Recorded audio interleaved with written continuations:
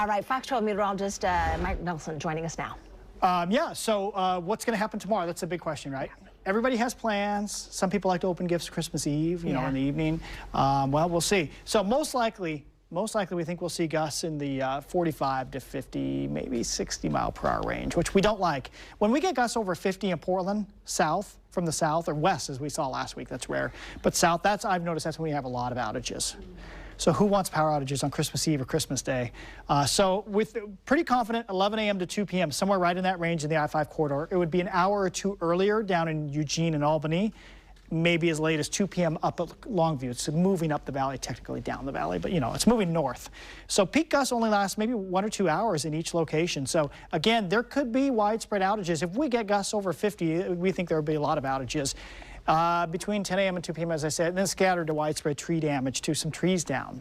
So hopefully we can narrow down by tomorrow morning, just ahead of the storm. Okay, this is a big deal. We could, if we see gusts way over 60, that's like, okay, be out of the parts of your house where there's trees over it.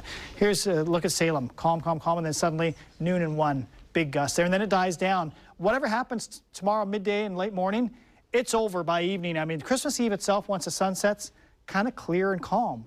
Okay, so nice. But a lot of us might be out of power. But you see, in Portland, the difference in Portland, we have a gusty east wind. The usual east wind will be blowing, gusts 30 to 40 in the morning. Then suddenly it switches to strong southerly. All right, same thing in Portland there.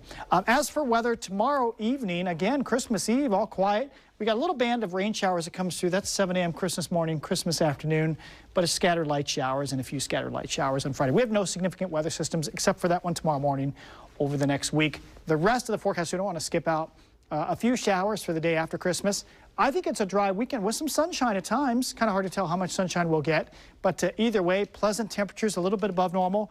This is going to end up being our warmest December on record, folks. It's pretty obvious now that's going to be the case.